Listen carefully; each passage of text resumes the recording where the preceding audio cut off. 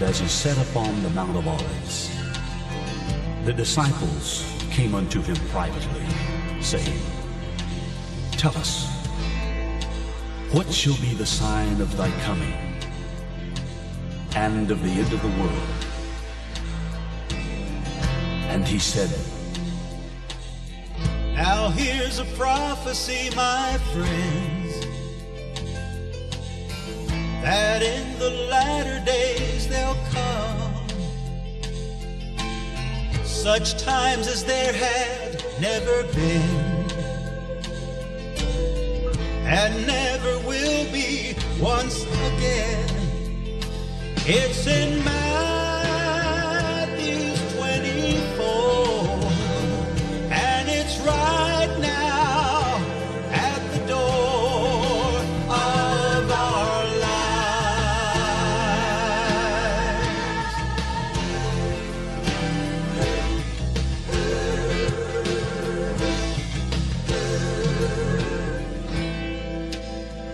For nation shall rise against nation, and kingdom against kingdom. And there shall be famines and pestilences and earthquakes in many places.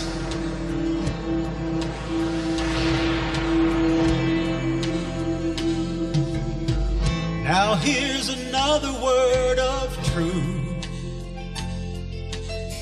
There shall be wars and rumors too, and many earthquakes there will be. The time is so near, can't you see? It's in Matthew 24, and it's right now at the door of our lives.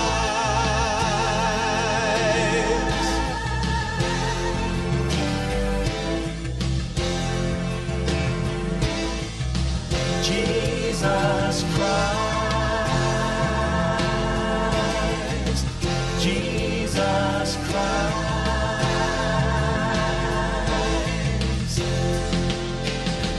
There is a way we can be saved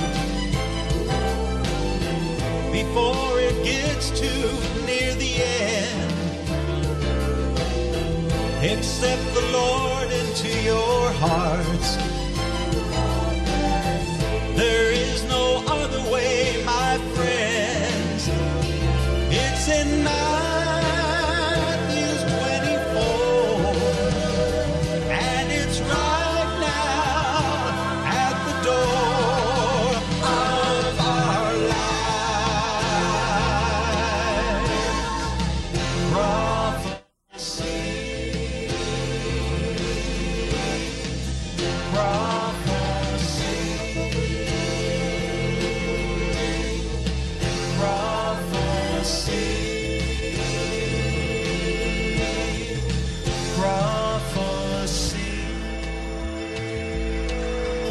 Heaven and earth shall pass away, but these words will never pass away. And this gospel of the kingdom shall be preached in all the world as a witness to all nations. And then shall the end come. Newswatch Magazine presents the analysis of world news in the light of Bible prophecy with David J. Smith. The Bible is marching on. No man can keep Bible prophecy from actually occurring.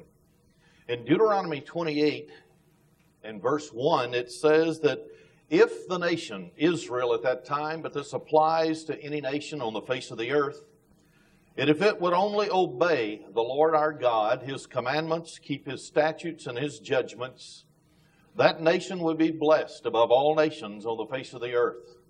However, in verse 15, it makes quite a startling statement.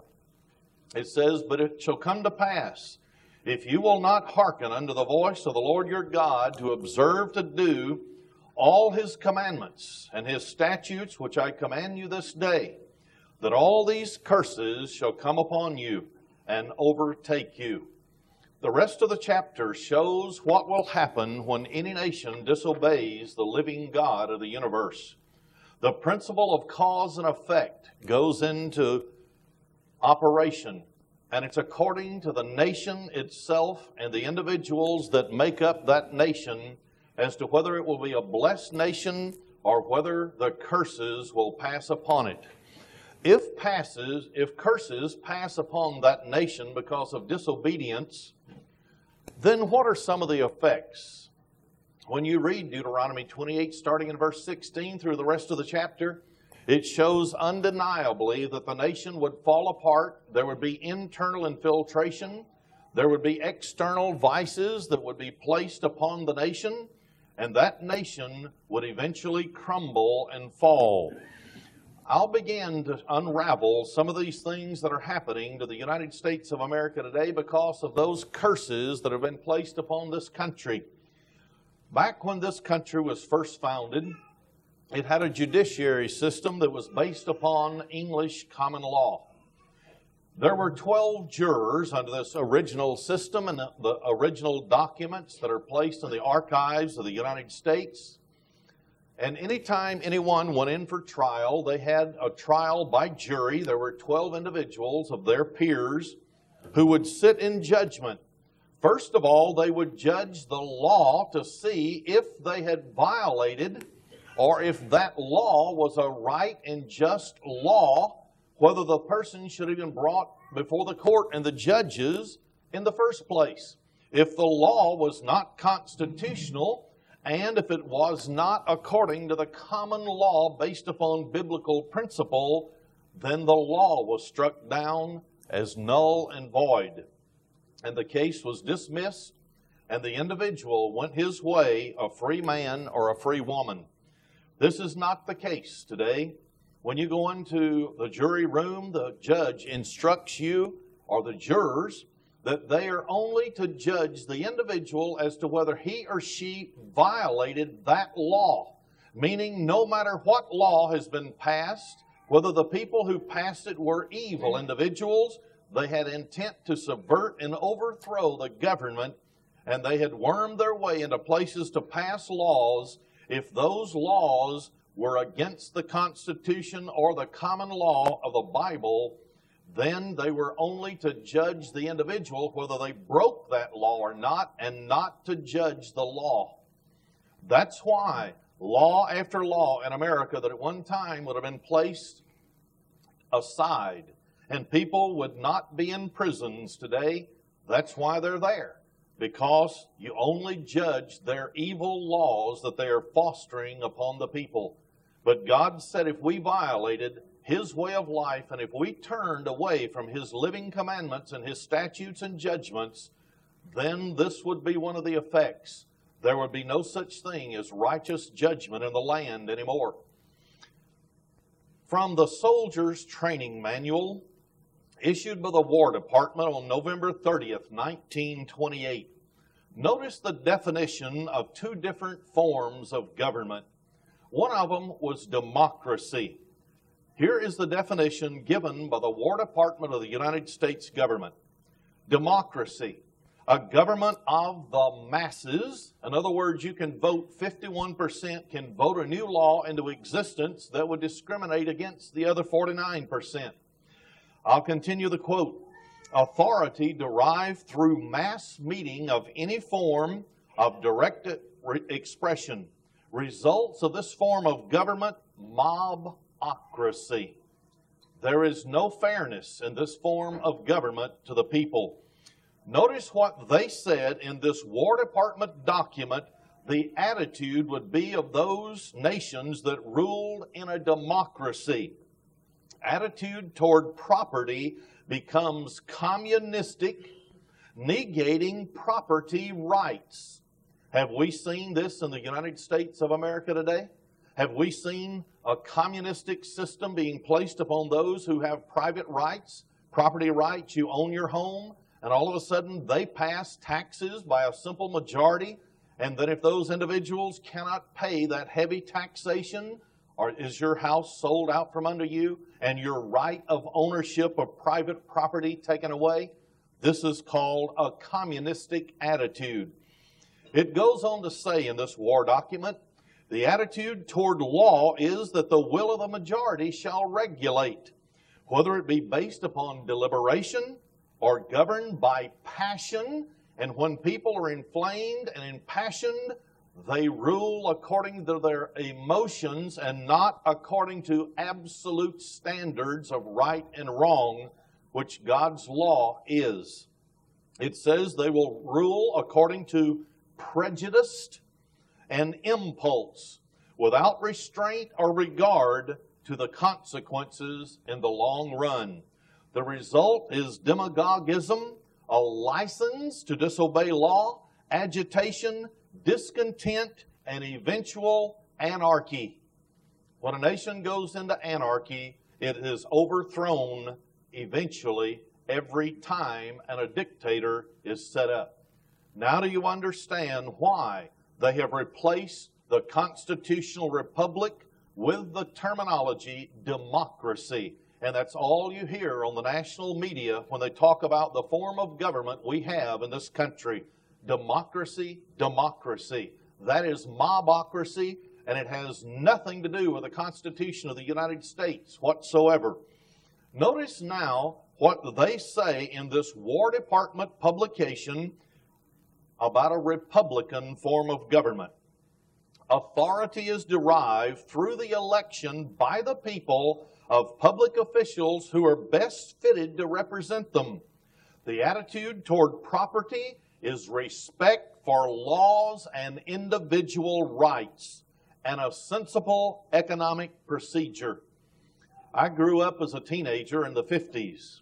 People had respect for other people's rights, their property, their fruit trees.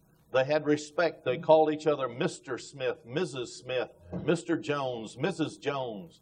A teenager or even a child never would call someone by their first name if they were an adult. It was always Mr. and Mrs. or Miss So-and-so if they ever called them by their first name. That was the attitude because at that time we were still basically under the Republican form of government and they had not completed their transition to a democracy, which causes chaos and a breakdown of respect in every form. They said in this War Department publication, the attitude toward law is the administration of justice in accordance with fixed principles. Now stop and think what God said in Deuteronomy chapter 28, verse 15. If you will not keep my commandments, which are fixed principles for every single person walking planet Earth to obey, everyone must go by the law. You shall not kill, which means premeditated murder. You shall not steal. You should not commit adultery. You shall not covet. Every person on planet Earth, if they obeyed those laws, it would be fixed principles by which they lived. And it said that these fixed principles would be established by evidence, and there would be a strict regard to the consequences of the individual's actions if they broke those laws. A greater number of citizens and extent of territory may be brought within its compass or its boundaries because there is one law for everyone and it doesn't differ. And you can't vote 51% to 49% to change a law that discriminates against anyone. Every law is absolute for everyone. Notice what it says in this War Department. Thus, a Republican form of government avoids the dangerous extreme of either tyranny or mobocracy. And it results in statesmanship, liberty, reason, justice, contentment of the population, and progress. End of quote. This is why they have now taken the Republican form of government away from the people in the United States of America, because they know eventually there will be discontent and there will be a collapse of the United States government and it will go into a dictatorship and tyranny, preparing for the New World Order or the world government. Now, is this 1 David J. Smith 4 verse 3 that I'm going to be talking about today? I'm going to give you absolute documentation from the writings of their own hands and coming right out of the minds of those that are working feverishly to destroy this country. In a publication called World Citizenship, a Global Ethic for Sustainable Development, they're talking about everyone on earth, every government needs to be teaching and training, I call it brainwashing, their young people to become world citizens or global citizens. Here's what it says, just one phrase out of page 1 of this World Citizenship book put out by the United Nations organization. The greatest challenge facing the world community is to release the enormous financial, technical, human, and moral resources required for sustainable development. What is sustainable development? When you read all the literature put out by these people, it's nothing more than fancy words for the redistribution of the wealth of the world, just like the Marxists said in the Communist Manifesto, that they have to take from the rich and give to the poor to make everybody in the world equal. That's why they passed NAFTA. Not so that it would increase or build up Mexico, but so that it would redistribute the wealth from the United States to Mexico, lower our level of standing, and raise theirs in Mexico until we finally became equally poor. That's what their purpose was. On page 2 of this World Citizenship book, it says, fostering world citizenship is a practical strategy for promoting sustainable development. If everybody in the world becomes sentimental about you're living in a global society, then you're going to be willing to give up some of your food to send it somewhere else. Instead of you having a steak once or twice a week, you'll be willing never to have a steak. It can be redistributed. You can have hamburger meat and they can have hamburger meat. And that way nobody lives good, but everybody equally poor all over the world except those who are in charge. It goes on and says, so long as disunity, that means the lack of global government, as long as there are individual nation states, antagonisms, provincialisms, characterize the social, political, and economic relations within and among nations, a global, sustainable pattern of economic development cannot be established. Then they went on to show that starting back in the 19th century, 100 years ago, they began to promote the entire program behind the scenes in foreign nations outside the United States first to talk about global world citizenship. Then they said the concept of world citizenship is not new to the world community. It is both implicit and explicit in a host of United Nations documents, charts, and agreements with nations, including the very opening words of the United Nations Charter, we the peoples of the United Nations.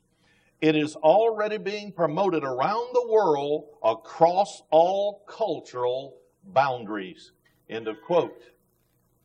In this same publication, on page 3, it says, the following proposal for a campaign to promote world citizenship fits naturally into the framework for reorienting education, public awareness, and training towards sustainable development.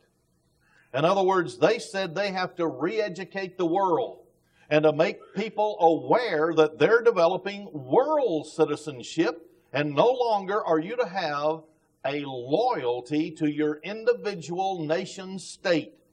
That's why it becomes increasingly difficult when you go to ball games where they used to stand up and have the national anthem. You put your hand on your heart and you sang along.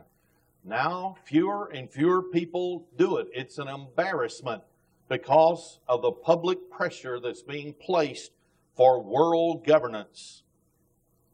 Here's what they said, and I quote one more time from page 3. The United Nations, governments, and educational agencies should seek to make the principle of world citizenship part of the standard education of every child. End of quote. That means anyone that goes to a public school in the United States of America today will be brainwashed to become a world citizen. Notice on page 5 of this publication, World Citizenship, quote, campaigns to raise public awareness of the challenges of world citizenship must make use of the full range of media and the arts. What is media? Radio, television, everything that has to do with listening and hearing. So they're going to use the mass media where everybody comes in and parks themselves immediately after they come in from work and sits down, turns on the tube, and begins to watch. And little by little, everything is world citizenship, world this, world that. It's not the United States anymore. Watch closely and you'll see how subtly they use these subliminal advertisements in order to brainwash our mind into a world community. On page 6, they make this quote, world citizenship must become the single most important point of ethical reference in all United Nations activities. This means this is the most important thing for them to begin to produce into the minds of individuals. You are a part of the world and not just the United States of America. As a direct result, they said on this same page, they would encourage the advertising industry to begin to promote world citizenship. Now I want to read to you a letter the very first city and mayor in the United States of America that declared the citizens of his city a world citizen. A joint resolution of the Hennepin County Board of Commissioners, Mayor and City Council of Minneapolis, Minnesota. Whereas in recognition of the greatly increased interdependence of the world in this nuclear age, and whereas realizing that the common interest of man can only be met through world cooperation, and whereas seeking to free mankind from the curse of war, and to harness all available sources of energy and knowledge to the service of men's needs, and whereas aware that we can best serve our city, county, state, and nation when we also think and act as world citizens. Now, therefore, be it resolved that we, the Mayor, City Council of Minneapolis, and Hennepin County Board of Commissioners, recognize the sovereign right of our citizens to declare that their citizenship responsibilities be extended beyond our city and nation. We hereby join with other concerned people of the world in a declaration that we share in this world responsibility and that our citizens are in this sense citizens of the world. We pledge our efforts as world citizen to the establishment of permanent peace based on just world law and the use of world resources in the service of man and not for his destruction. Be it further resolved that as a symbol of our obligation as world citizens, we request the Municipal Building Commission to proudly display the United Nations flag on suitable occasions at the main entrance to the City Hall and the main entrance to the new county building. Then it goes on and it shows the signatures of the mayor and the people on the council, and then the governor of the state of Minnesota, the chief justice of the Supreme Court of the state of Minnesota, the president of the Minnesota Rabbinical Association, the Jewish community, members of Congress from Minnesota, chairman of the Minnesota DFL Party, which is a separate political party, president of the League of Women's Voters of Minnesota, and it goes on and on and on. So Minnesota was the very first state, and a mayor of that city was the very first one that declared their citizens to be citizens of the world. So am I making this up? Have I been paranoia when I've been preaching about Bible prophecy and the United States of America is about to surrender its sovereignty and we're going to go into a world government? I don't think so. Mr. Harlan Cleveland, who also worked in the United States State Department during the Kennedy and the Johnson years, tried to bring Alger Hiss back into government. Remember, Alger Hiss was convicted and went to prison because he lied about being a card-carrying communist. This man, Harlan Cleveland, wrote a book called Agenda for the Planetary Bargain.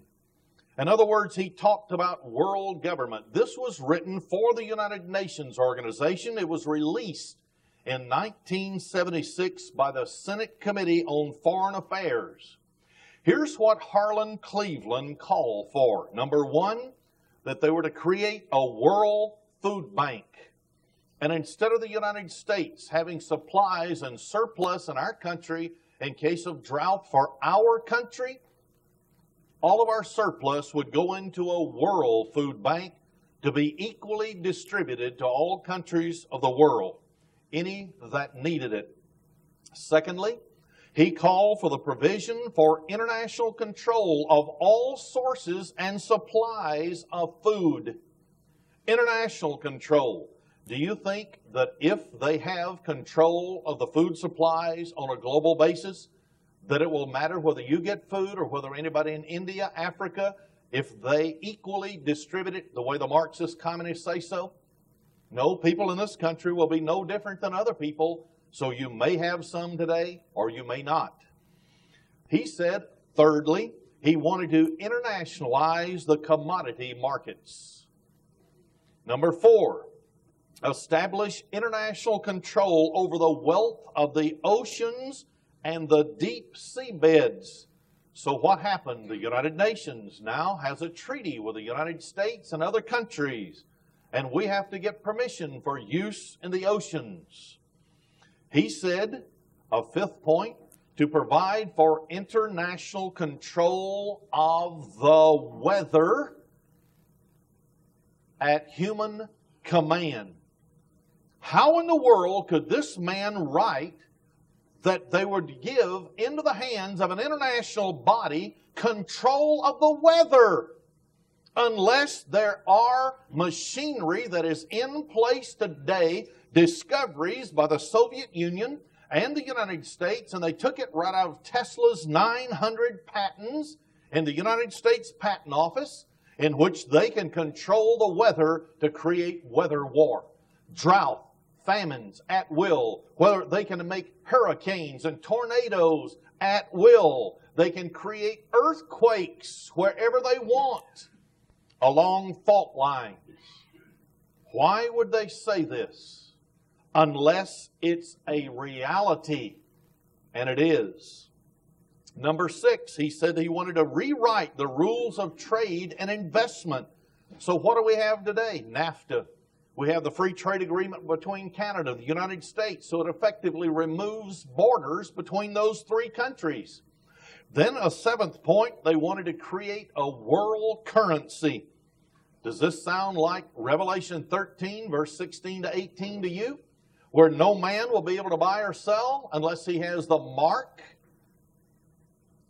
No one will be able to buy or sell unless the world currency is in your possession. Number 8, he said they wanted to create a world police force to keep the peace when it's threatened and to restore peace when it's broken. Does that sound like what is happening right now all over the world with the United Nations peacekeeping forces? This was in 1976. Number 9, provide special programs, remember these are his words, to teach the benefits of the new world order to each of the 6 categories of an American institutions: business, corporations, labor unions, nonprofit enterprises, which means churches, as well as others like your Lung Cancer Association, communications media, educational systems, and government agencies.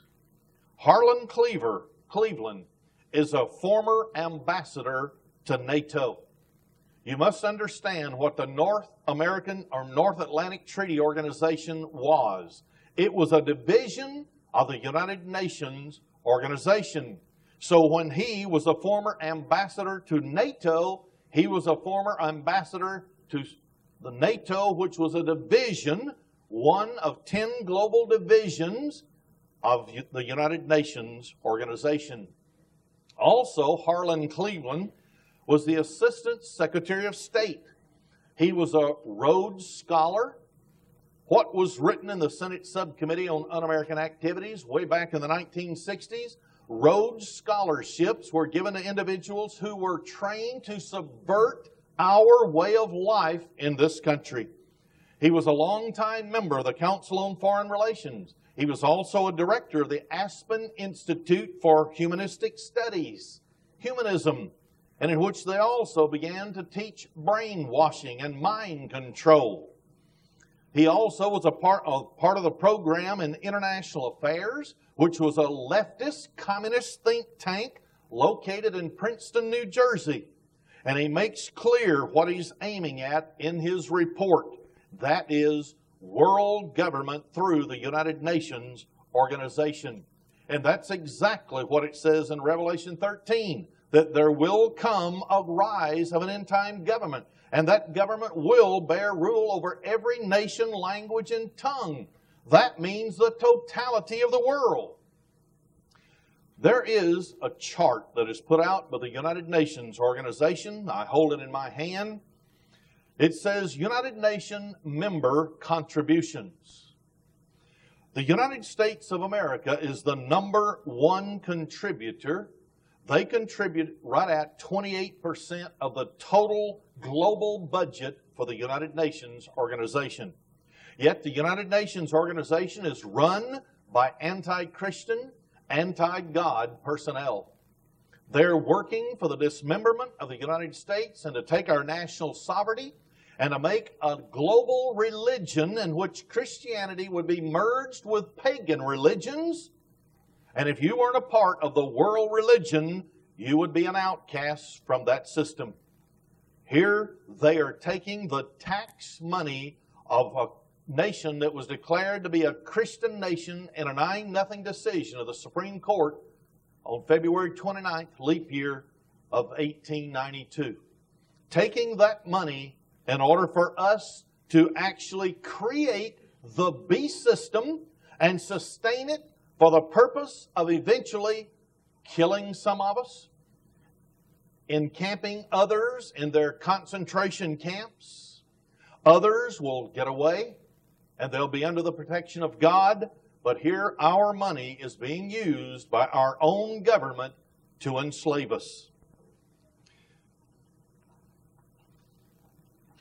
A congressman by the name of Sam Johnson put out a news release. This was on October 24th of 1995. Here's what he said. Johnson to oppose United Nations tax. Washington, D.C., Dateline. Representative Sam Johnson, Republican from Dallas, today began working on legislation to thwart a United Nations proposal to impose taxes on U.S. citizens. This tax would support the United Nations in addition to our own taxes, and they would not be lowered. I'll continue his quote. The United Nations has no authority over American citizens, and we aim to remind them of that fact, said Representative Sam Johnson. On Monday, a proposal was uncovered which revealed an effort by the United Nations to levy global tax equaling $1.5 trillion. Johnson will be working on this resolution affirming the sole constitutional authority of the United States Congress to lay and collect taxes. His last statement in this release was, "Our nation is currently questioning the competency and the necessity of the United Nations, and we're questioning how we can reduce our financial contribution to the organization." This is just one more example of how out of touch the United Nations organization is.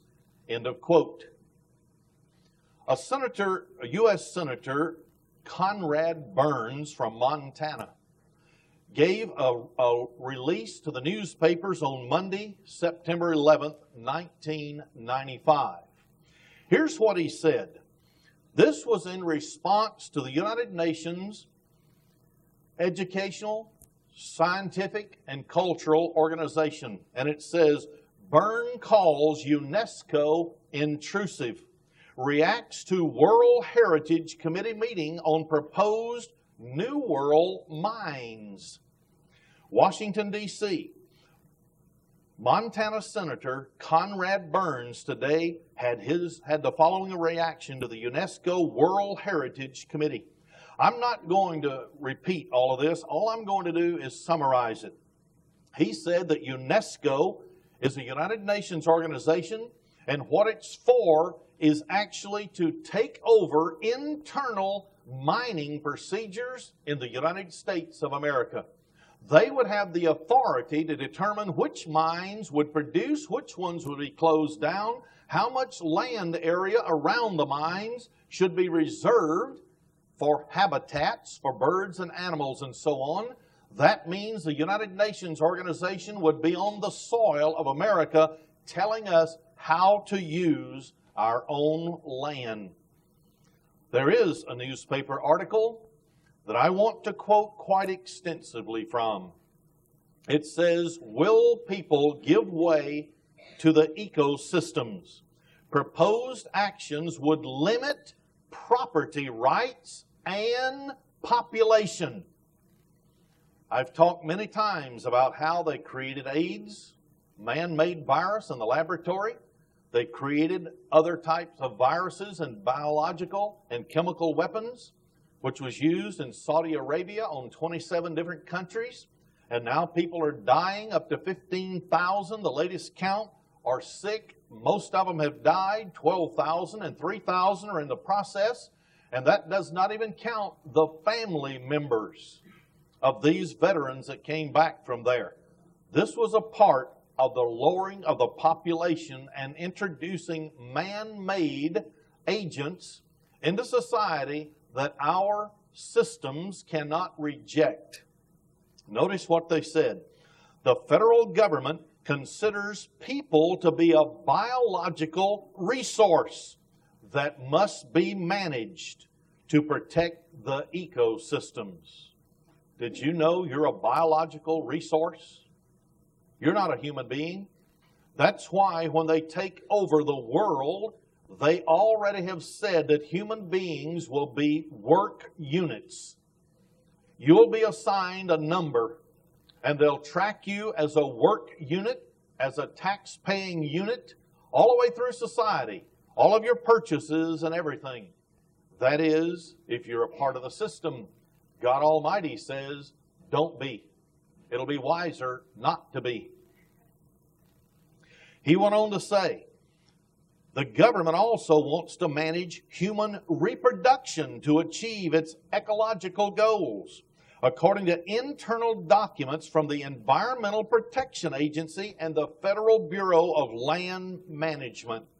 So here are official documents from the government of the United States spilling the beans, how they're planning to control how many children you have, whether you have children or not, and what you're going to do with those children once they're born. Senator Conrad Burns, a representative from Montana, isn't happy with the proposal. This just confirms what we've already known, Burns Press Secretary Dick Wadhams said June 27th. the present administration is constantly trying to supersede local control over private property rights. Now remember, this newspaper article was written in 1995. It said the present administration, and when an administration is in office, they have a president who was elected and brought that administration into the government in Washington, D.C. Who is that current president that is trying to supersede local authority over private property rights? President Bill Clinton, who will be reelected. And we'll have another 4 years of him. His superseding local control. How about in 1978? He was already in line and knew the possibility of becoming president of the United States. How about in 1984 when George Bush told him personally, if the American people got tired of the Republican Party and the way things were going under the Republicans, remember they ran up the national debt more than anybody in just Ronald Reagan's 8 years of all presidents combined in history? And he said in 1984, if you'll just sit still, you'll be president if they get tired of the Republicans. Who is president right now in 1992? I have another document in this 100 pages of notes for today's sermon that it does say that they would promote. This was written in 1976, and they said in 1992 they would put a far left candidate and they would put him into the presidency of the United States. A far left means communist. Into the presidency of the United States. He went on throughout this article. He said the United States would be categorized and separated into ecosystems and ecoregions that would be monitored and controlled by federal agencies. They would actually break down the country and abolish state lines. And it would be broken down into ecosystems.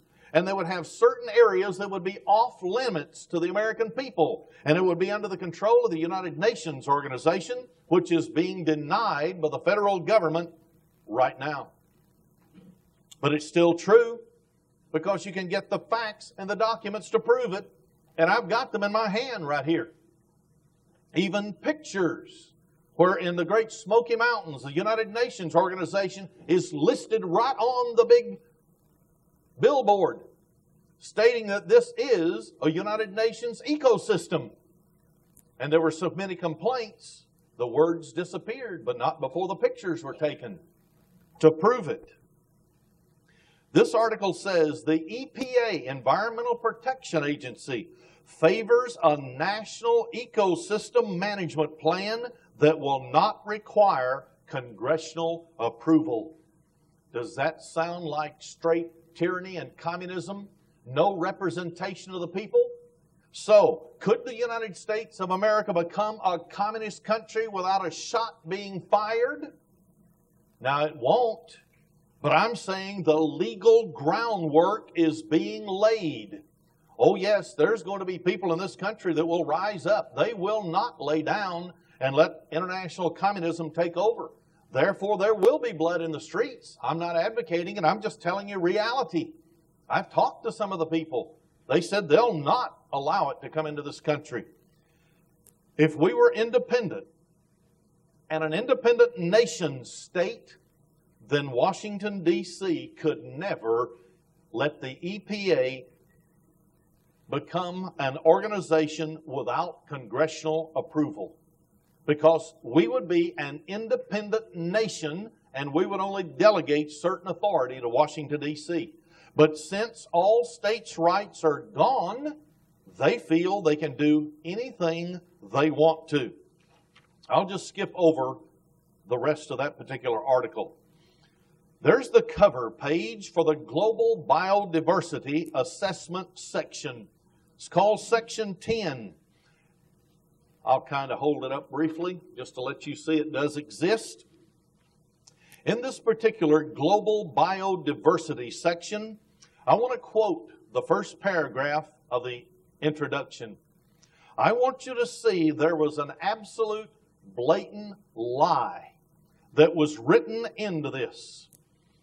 On September 30th, 1994, John Margolis reported in the Chicago Tribune that the Global Biodiversity Assessment did not exist.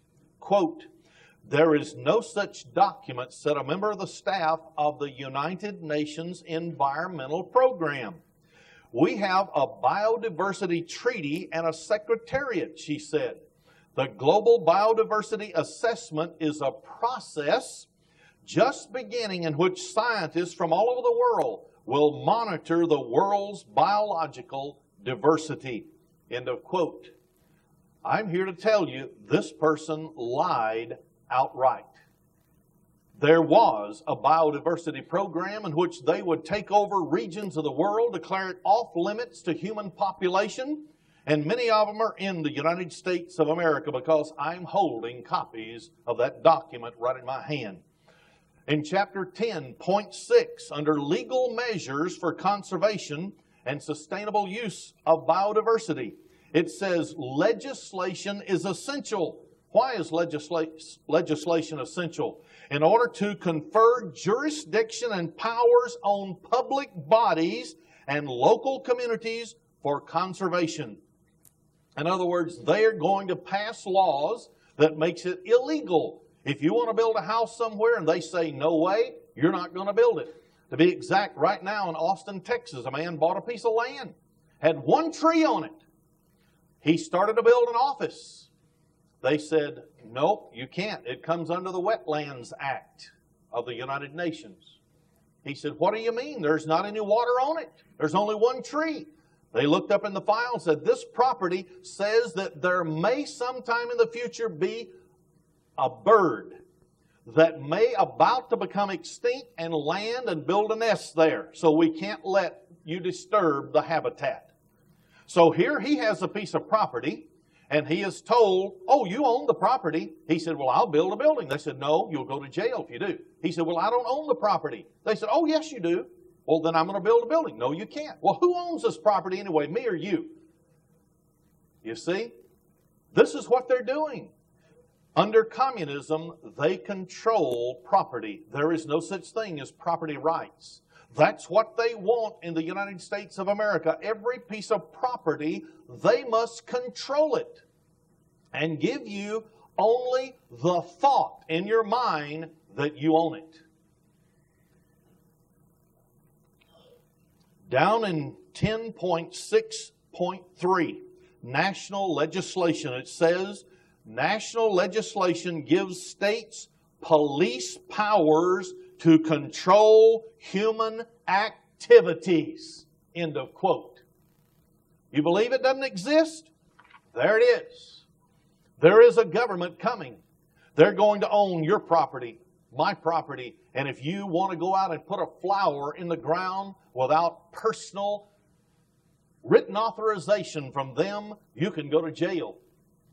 They're going to own every piece of ground in the United States of America. They do everywhere else in the world when international communism takes over. In North Carolina, Mount Mitchell State Park, it was declared a United Nations Biosphere Reserve. And right there is the name United Nations right on the big billboard as you enter into the park. So when they say there is no such thing, they're liars. They have been promoting lies and deceit so they could work their world government since the beginning. That's the way Satan is. Satan is a liar from the beginning and a murderer from the beginning. So no wonder those who work under his control are deceitful. They'll do anything they can to keep the American public from understanding, yes, this world government is upon them and it's at the door, and they don't even know it. They sleep on. But unfortunately, a Major Peters in the Defense Department has said there's a class of people that are waking up that are very dangerous to the New World Order. In the Las Vegas Review-Journal of October 4th, 1995, the Associated Press released this, and the title is, Words United Nations Remove from Park sign. And the date line was Asheville, North Carolina. The words United Nations have been removed from a sign at Mount Mitchell State Park because suspicious tourists thought it meant the United Nations was taking over. And then they went on to say that no, they aren't taking over. All they were doing was just declaring it a biosphere, which is true, but they didn't tell the rest of it. That the government is passing laws to give police enforcement to control people. How about all of the Great Smoky Mountains National Park? It's now an international biosphere reserve. No one will be able, once they pass the laws, they won't be able to hunt. If you're caught on the grounds without authorization, it means prison time. Once they pass it into legislation. There's another publication put out. It's called the State of the World Forum, Toward a New Civilization. This was put out September 27th to October the 1st, 1995. See, the reason I'm doing this today is that I go back in history so many times that I give you historical documentation showing that, yes, there is a groundwork that has been laid for world government. So today I'm bringing you within 1 year of the moment that I'm speaking to let you know it hasn't gone away. It's accelerated. And it's so close to being implemented that you and I had better make sure our relationship with our God is intact. And that we know who He is. And that we don't let down for a moment and let our own thought processes take over to exclude our spiritual relationship with our God. This particular publication was put out in San Francisco, California. And heading up the title on it and the address and the board of directors of those who put this out was Mikhail Gorbachev, chairman. Mikhail Gorbachev at one time headed up the KGB for international communism. He helped put people in prison. He helped to purge the party by murdering millions of people. And now he's sitting in the Presidio in the United States of America. And when he came into this country, he could have been elected president over George Bush. That's how popular he was with a dumbed-down America that doesn't even know that international communism and perestroika was nothing more than a front so that they could retool themselves and prepare for the final push by the year 2000. And so they've lulled the United States of America to sleep. You know whose other names happen to be listed on here as members of the board? George Shultz. He just happened a few years ago be a part of the government of the United States, Secretary of State. Ted Turner, who heads up one of the mightiest media conglomerates the world has ever seen, TNT, down in Atlanta, and all the other Turner networks, and the names could go on and on. I want to quote a part of the State of the World Forum. Quote, "There are good reasons for suggesting that the modern age has ended. Many things indicate that we're going through a transitional period. When it seems that something is on the way out, that means national sovereignty, your freedom and my freedom, something else is painfully being born. Yes, 160 million killed that resisted international communism. It is as if something were crumbling, that's Western Christian society, decaying and exhausting itself, while something else, still indistinct, were rising from the rubble," end of quote. That was one of those on the board of directors, Václav Havel. The mission of this State of the World Forum. The State of the World Forum will focus on the fundamental challenges and opportunities confronting humanity as we enter the next phase of human development. When you study their literature, you find out they believe that there is an individual called Lucifer who is overseeing the evolutionary progress of mankind. And now we're headed for the next phase of human evolution. in which there will be the age of Aquarius, a golden age, when there will be peace all over the world, and Lucifer will send his light to the world. He goes on. It is being held in the belief that at this momentous juncture in history, we are giving birth to the first global civilization. We must appreciate more deeply human unity and embrace more fully human diversity. Yes, we're different. We come from different backgrounds, different cultures, but we all have to unify and not step on each other's toes. He goes on the mission of that meeting. In this spirit, the intent of the forum is to articulate a clearer vision of new international priorities. Its task will be the generation of innovation that approaches to the challenges facing human society through a process which emphasizes global awareness, individual and communal empowerment, and a sense of hope. The historic gathering. That's his words. Satan always counterfeits.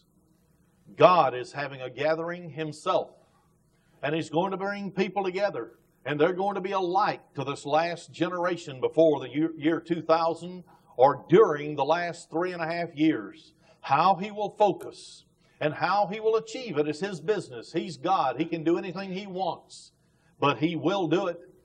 And the Bible says that the entire world will be witnessed to.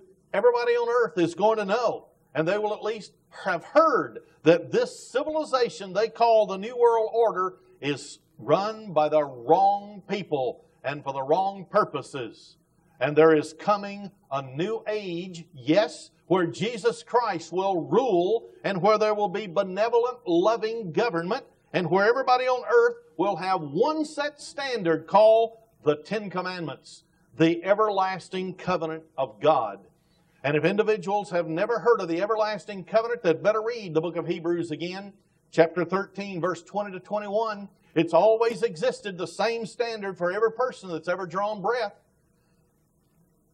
He went on to say, inherent within the forum is the potential for the establishment of a global brain trust, which will continue even as we approach the year 2000.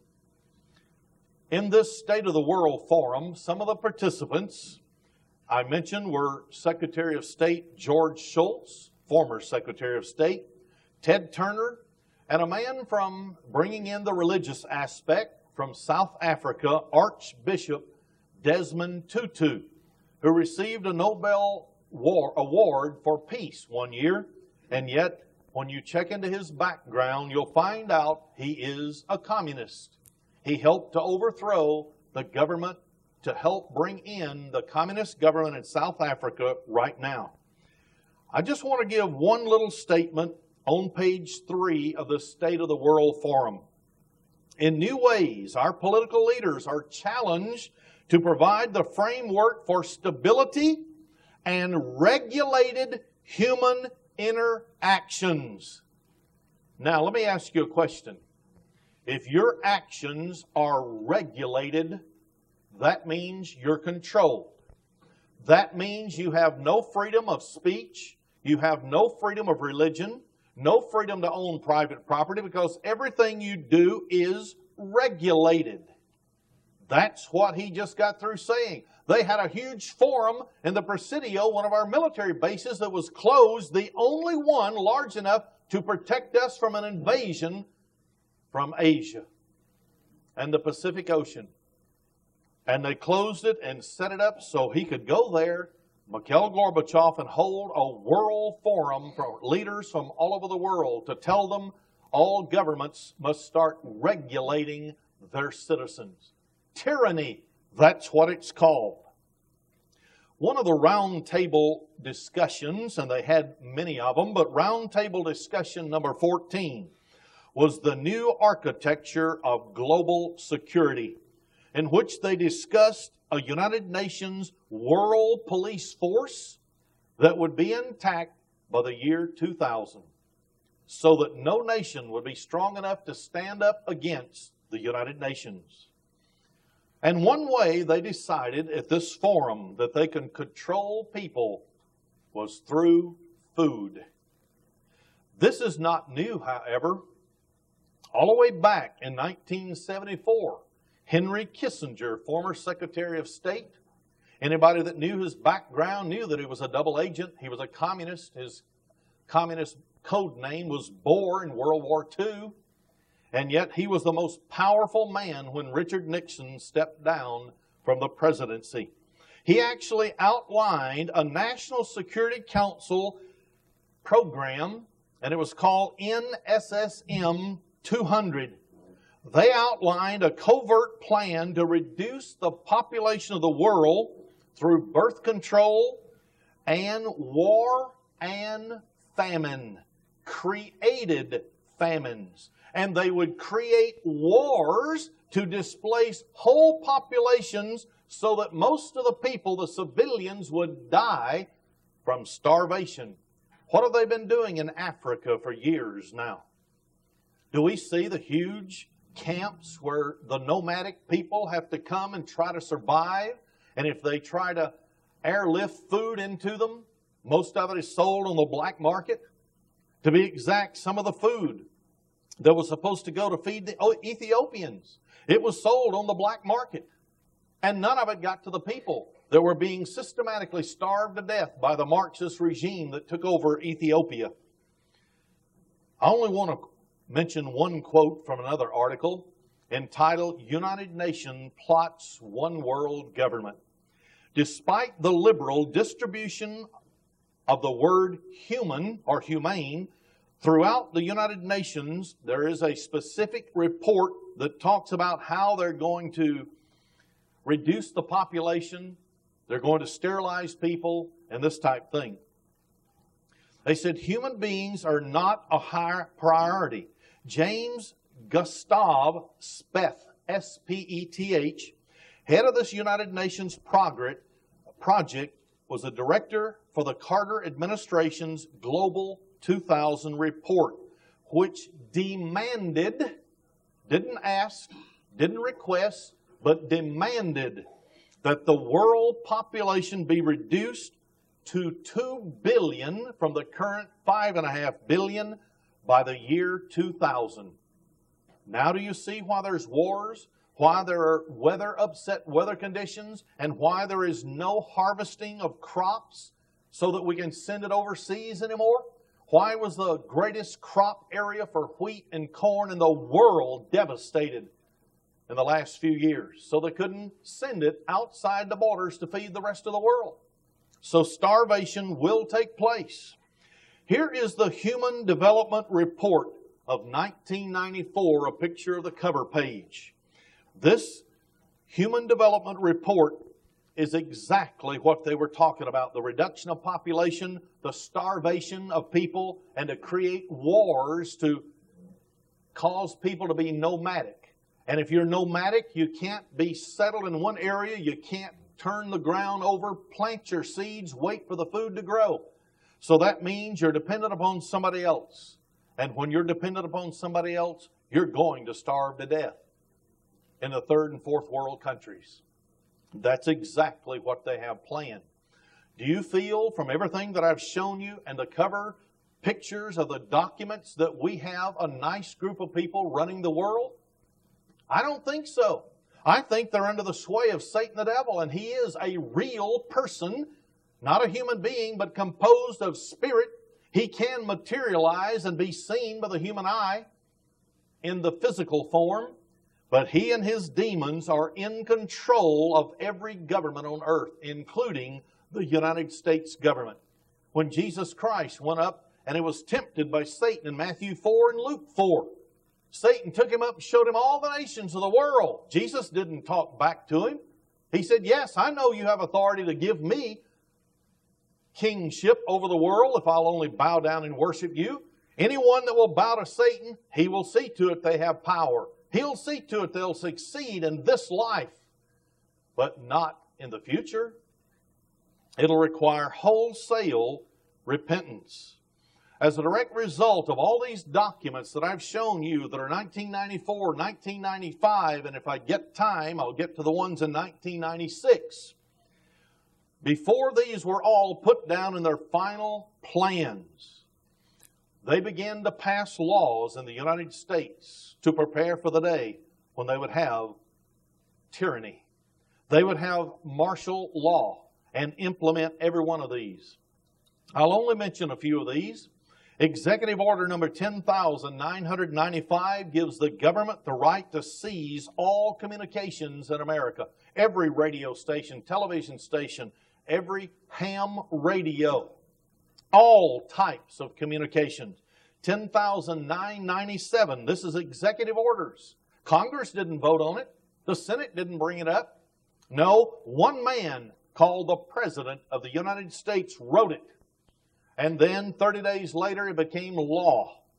They said under 10,997 they could seize all electric power, all fuels, and it even delineates gasoline, petroleum, and minerals, both public and private. So when the time comes, do you think we're going to have gas? No, we're not. Do you think we're going to be immobilized except for our feet and a bicycle? Yes, we are. We're not even going to be able to go from one place to another in an automobile. We'll have ration gasoline. And it'll be based upon the importance of your or my job. Number 10,998 says they would have the right to seize all food supplies and resources, public and private, all farms and all farm equipment. If they own it all, that means we don't have any. If they plan on having tyranny, and if they plan on blotting out 60% of the world's population, when this begins to happen and there is no food available, do you think they're going to be so loving and kind they're going to invite you into the White House to have dinner? I don't think so. I think they're going to gleefully watch us starve to death on the streets because they have to reduce the world's population, and because it is Lucifer or Satan the devil, his religious belief that is being fostered upon the world, and he has told the world that we're nothing but animals. And it's survival of the fittest. And if you and I are not a part of the fittest, we don't survive. And that we just die out. We'll turn back into something else. It's called pantheism.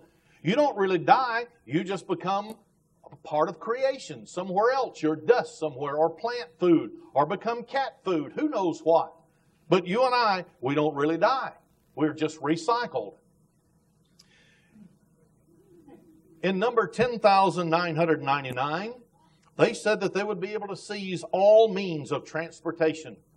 And the key word is all, including personal cars, trucks, or vehicles of any kind, and a total takeover of all highways, seaports, and waterways. That limits traveling ability, doesn't it?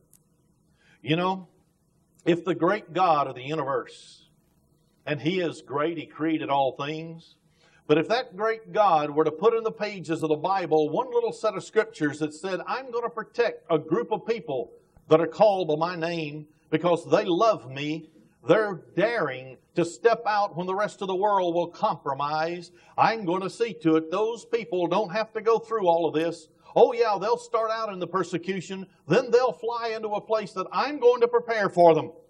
You know, if they're not there in advance, it may be very difficult to get there when these laws come into effect. If there is not going to be a ship, and if you don't have the proper papers to go into a car and ride on the highways, how are you going to get there? What if you don't have a passport to get on a ship to go down a river somewhere? You're not going to get there except on foot through the backwoods. And hopefully the black helicopters won't spot you. Oh yes, there's going to be some times coming that you and I haven't even begun to think about yet. We don't like to put them in our mind. We like to block them out and to think they're not going to happen to us. Yes, they are. They happen in Vietnam. They happen in Laos. They happen in Cambodia. They've happened in every other country in the world. South Africa They didn't think it would come there either, but it's reality right now. They have a communist regime there, and they're now purging people, and they're prosecuting the former white rulers of that country. Oh yes, America, it's coming. Number 11,000 executive order says they would be able to seize all American people for workforces under federal supervision. Ready to change jobs? They'll provide you one. Including, in this executive order, splitting up of families if the government says so. Husband, you go to Minnesota to work in the mines. Wife, you go down to this place and you work in the kitchens for somebody else. Your children, well, they'll go to the slave labor camp in Nevada. So they will split up families just like they did under the Nazi regime, National Socialism during World War II. Number 11,001 said they'll seize all health, education, welfare facilities, both public and private. Want to have your children in a private educational institution to avoid the New World Order propaganda? Eventually, there won't be any private. It'll only be in your own home. Homeschooling, eventually. 11,002 says that they will have the power, and this will empower the Postmaster General to register every man, woman, and child in the United States. And if you're not registered, guess what? You will be considered a resistor. They're building concentration camps. Just read the November-December issue of 1996 of the Newswatch magazine when it's out. Number 11,003 says they will seize all airports and all aircrafts. So there goes anyone jumping in their aircraft and flying to wherever God says this place will be, where His church in the wilderness. 11,004 says they will seize all housing. None of us will have a house anymore if we're under the jurisdiction of this beast system. And financial authorities. Now, if God severs out of the nation or out of all communities of the world a place where He's going to place His name and where He will protect His people, then we may have a house to live in. Or He can do anything He wants. He can put up a big bubble over us and the rest of the world can't see us. We don't know how He's going to do it. We'll wait around and He'll show us. But God's in charge, and if your heart is right with Him and you understand what this everlasting covenant is, then God will see to it that you'll be in the right place at the right time if you have belief. 11,005 of these executive orders says that they can seize all railroads, inland waterways, all storage facilities, both public and private. And then 11,000, number 51, provides for the Office of Emergency Planning, which is now FEMA, to handle all operations. But is there something else the United States government is doing to prepare us for world government? Is there a very sinister program in which they're going to reduce the population? Under the Chemical Biological Warfare Section 50 USCS, that's the U.S. Codes, number 1520. Here's what it says under number 1520, Section A, subsection 1. The Secretary of Defense, he's the one ultimately in charge, will involve the use of human subjects for the testing of chemical and biological agents. I lie not. I'm holding it in my hand. The federal government of the United States has given permission to the Secretary of Defense to develop a chemical, biological warfare materials in which he uses human guinea pigs. Now do you understand why AIDS came into being? It was in the 1970 appropriations for the Defense Department. A $10 million appropriation just so they could start developing something that would affect the human body, and our autoimmune system could not operate against it. It became known as AIDS. And then, of course, we went on from there into the war in the Middle East. Under section part 6, employment of personnel in this particular document, section 601, it says, the National Defense Executive Reserve, and it talks about in the event these things need to be implemented, these biological chemical agents, then it would be implemented by the Department of Defense. And they can be used on private citizens of the United States. And it goes on and down, it even says in subsection F, the director of FEMA, the Federal Emergency Management Agency, shall coordinate the program and all of its activities.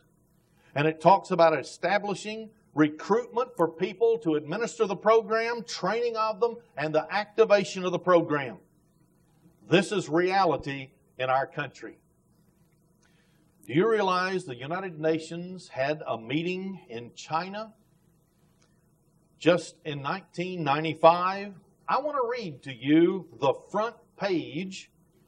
This was by Catherine Bertini, Executive Director of the United Nations World Food Program.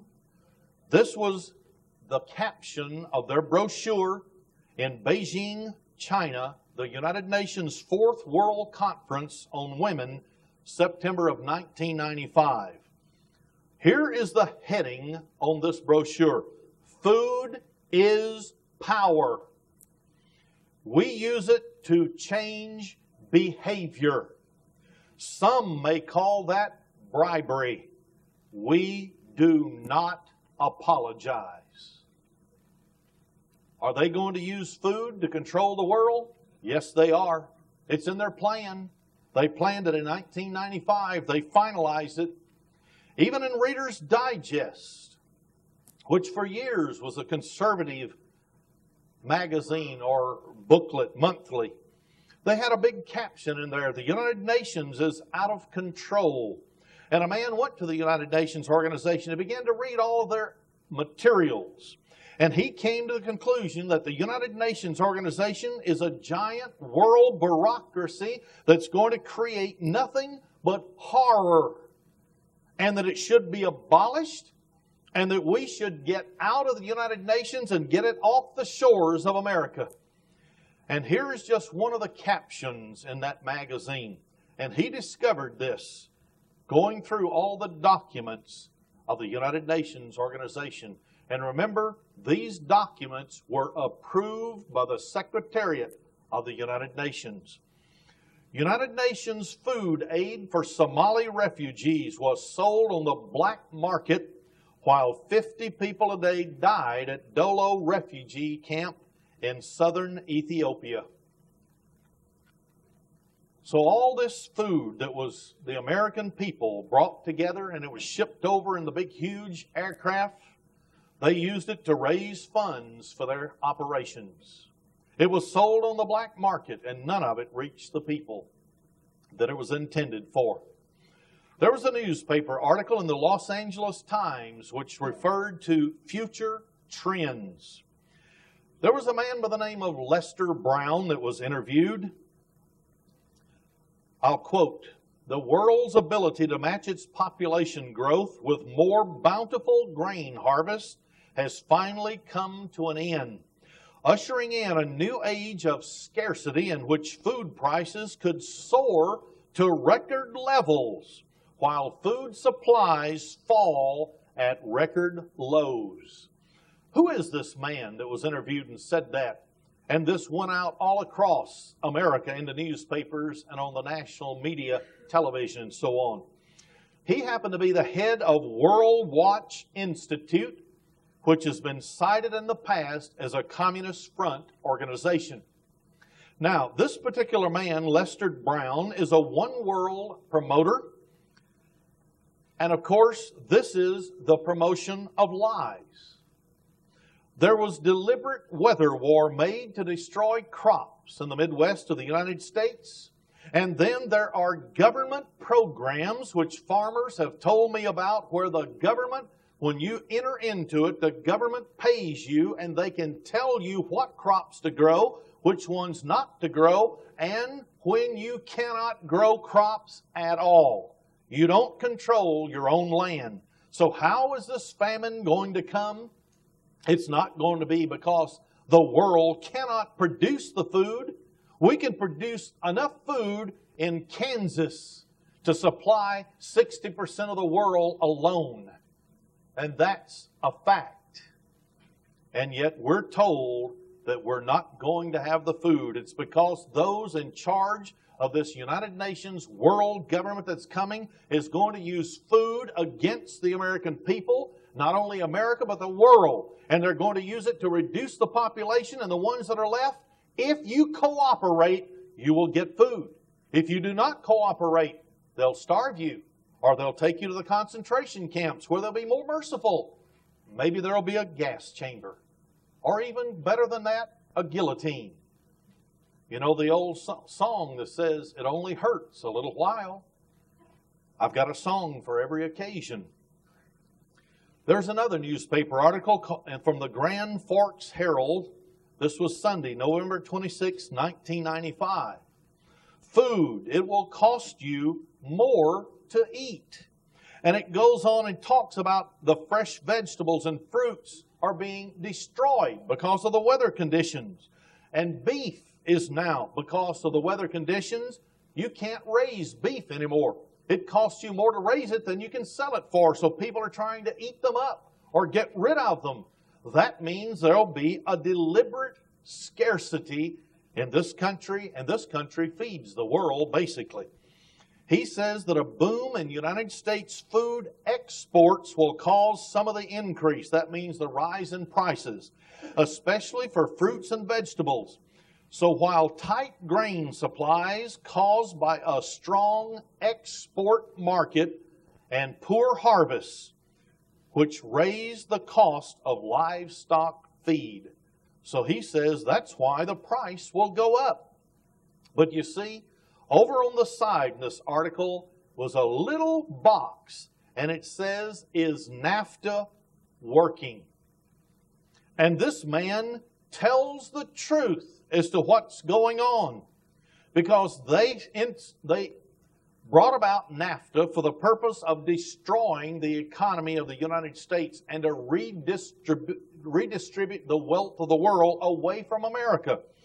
He said, and I'm going to quote this, a small factory in Brainerd, Minnesota laid off 70 of its 100 employees and quit making video cassette parts because of the competition from Mexican imports. Across the border in Fargo, North Dakota, Palliser Furniture closed a chair factory, laid off 300 employees, and headed north to Winnipeg, Canada. Have the free trade agreements with Mexico and Canada backfired on workers in the upper Midwest? It's backfired on the workers, but it's working to perfection for those that brought it to pass. Oh yes, they know exactly what they're doing. You know, when a group of individuals called the Illuminati controls certain of the world's supplies, they're going to be able to call the shots every single time. There is a House of Windsor in which they're a part, some of their family members of the Illuminati.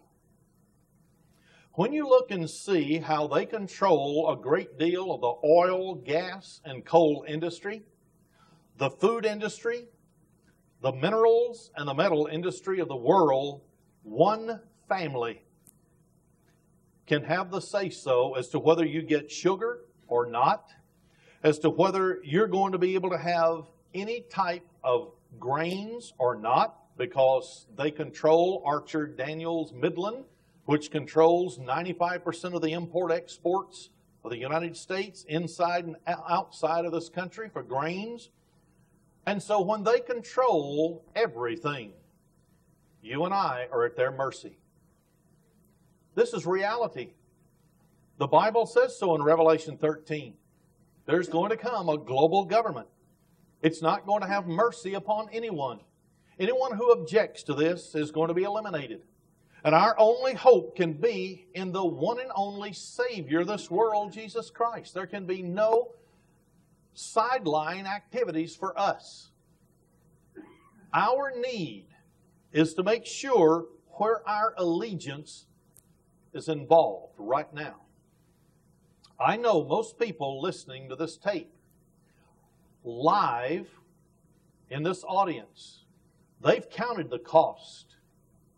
They know what's coming. Otherwise, you couldn't be in this church. We don't talk about nice little sewing parties for all the women next week. We talk about reality. We talk about life and death. Those who are empowered by Satan, and only God can allow Satan to do anything. Read Job 1 and Job 2. Without the authority of God Almighty saying you can do these things, he couldn't. But you see, Satan doesn't even know that he's beating his head against a brick wall. He's the loser because God is the God of the living, not the dead. He's the God of the resurrection. He knows every hair of our head. And if he puts his Spirit in us, we're going to be changed at that last trump. We'll meet him in the air, and then we'll receive our reward. And the rest of humanity will take their place, which I'll not discuss today. Do you realize that the Department of Army and the Air Force have actually come into agreements with foreign communist countries to bring them into the United States of America to train their personnel? Alabama has a partner. That's what they call them, state partners. The state is Alabama. The partner is Romania, communist. Arizona is the state. The partner is Kazakhstan, which is one of those little provinces that you can't spell because they have one vowel and all the rest are consonants. Then California has the Ukraine, Colorado, Slovenia, Illinois, Poland, Indiana, Slovakia, Maryland, Estonia. Michigan's partner is Latvia.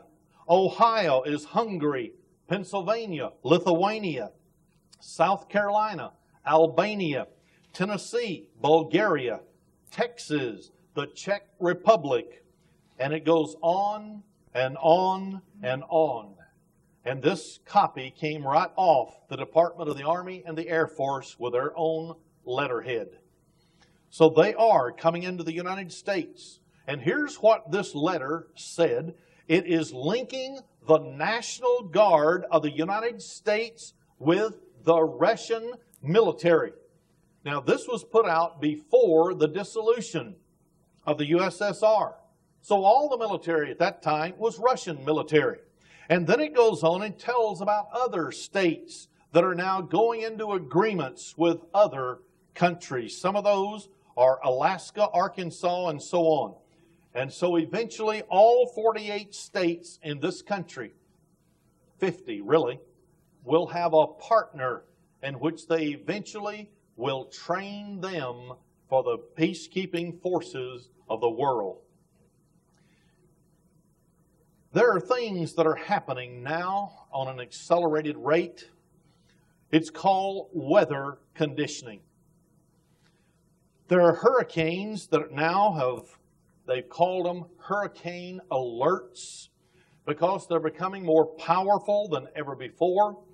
They have found that when extremely low frequency magnetic waves are found in a certain area, the hurricanes are more powerful than ever. There's always been hurricanes, tornadoes, that reduces the air pressure and so on. But when these items are found with extremely low frequency magnetic waves, that means they were humanly created. And that's happening more than ever before. To be exact, a new research installation that is now beaming very powerful radio energy into the United States and really around the world. And it's going to be used for various reasons. And it's found up in Alaska. It's called HAARP. This is a research station found at Gaconia, Alaska. I have a picture of it, all the antennas that are sticking up in the air. The Department of the Air Force is the one that's in charge of the HARP operation. And I'll just quote one part of this director, the Office of Public Affairs for this HARP operation. He says, while there are some superficial similarities between our research and Eastland's theories. Think about some of the sermons I've given in the past in some of our magazines. Remember Tesla, back around the turn of the century, created 900 patents on electricity and so on. And then the Arco Oil Company and one of their doctors that worked for them, a Dr. Eastland, patented certain things. It told how they could use it for weather modification and so on. He actually states in a public release that HARP, in reality, can do many of the things that the Eastland patents could do. And so what are they going to use these for? Earthquake activity. They're going to use them for weather war against anyone that will not remain in the New World Order. They're going to use it for mind control. It's an absolute fact. When they had a blackout in New York City many, many years ago, people went along their merry way. But then the next time they had a big blackout, they emitted extremely low frequency magnetic waves around 6.67, and people became frantic. They began to loot, riot. There were killings all over the place. And so they know how to manipulate the mind of man through extremely low frequency magnetic waves. This is a very dangerous thing they're doing, because this HARP emissions can destroy communications all over the world. Airlines that are flying close to it in Alaska, they can lose all their communications. They can actually lose power and crash.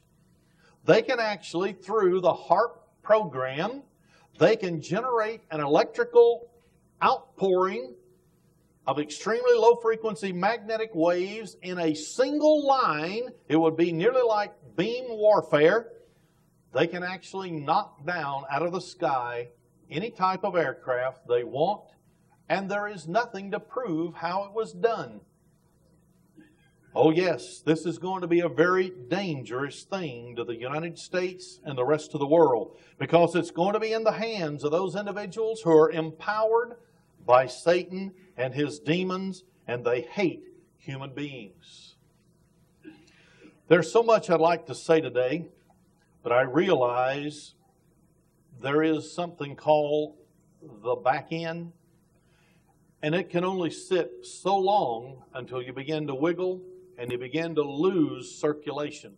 I realize those things, so I'm going to start bringing this to a close.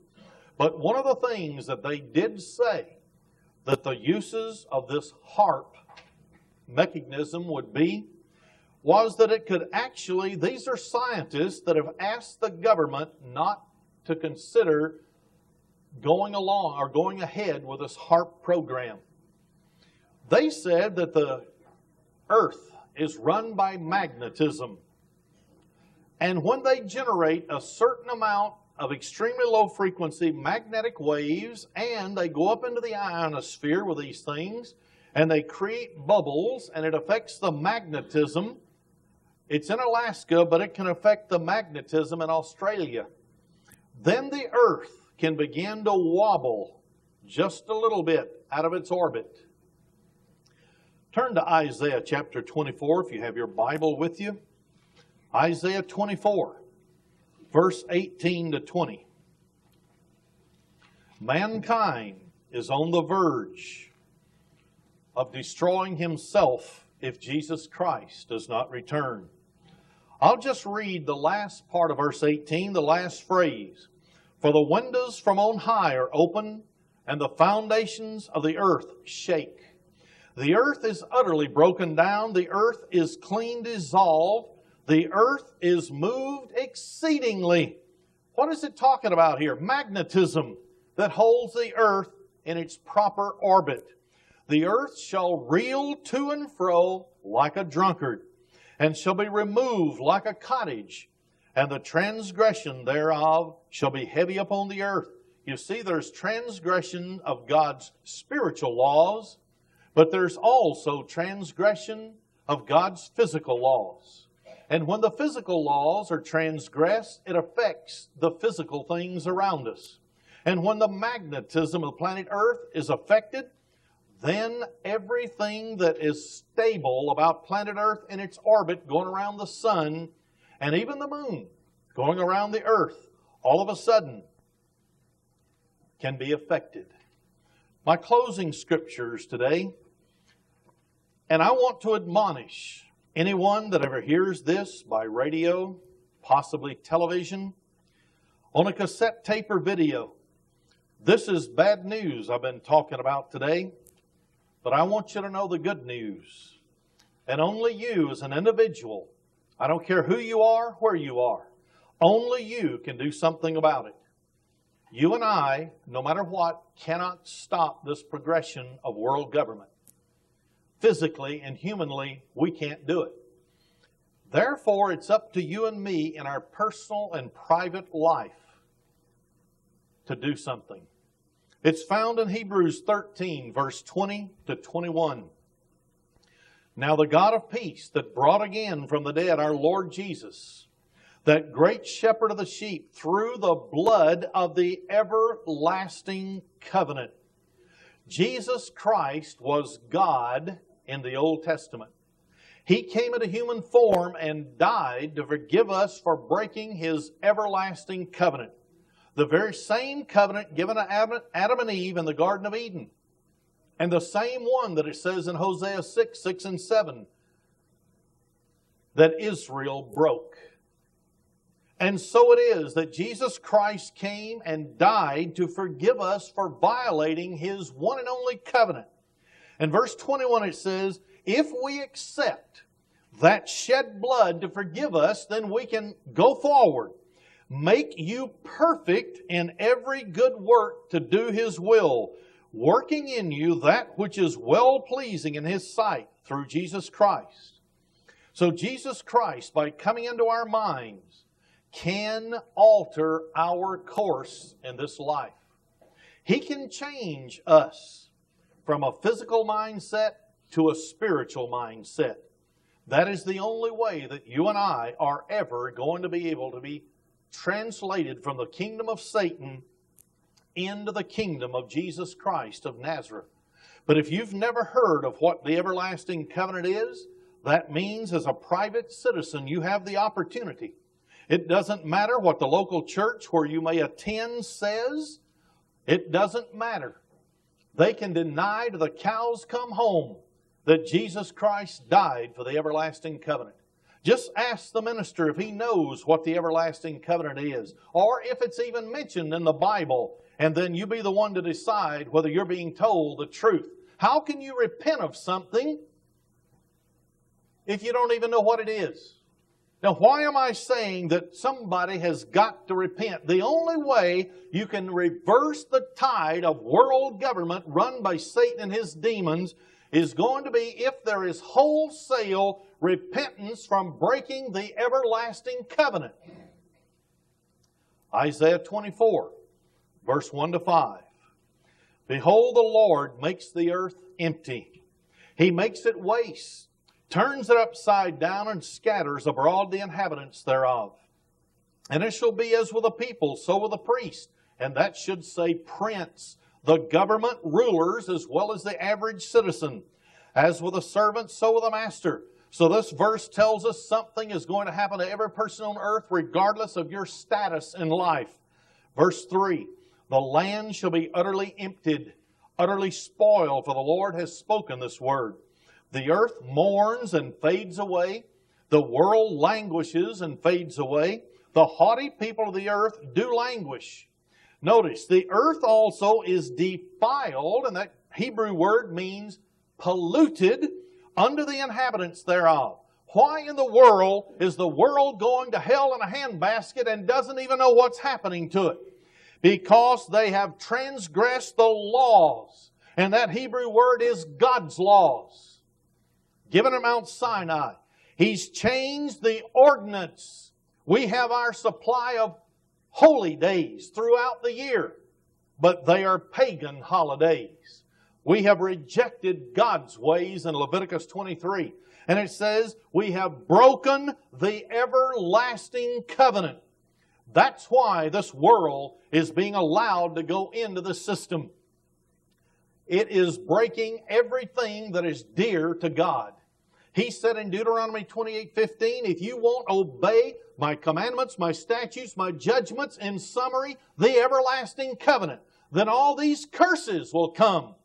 The only way you and I will be able to avoid all these curses is by living dramatically in our lives the everlasting covenant. I encourage you to do so.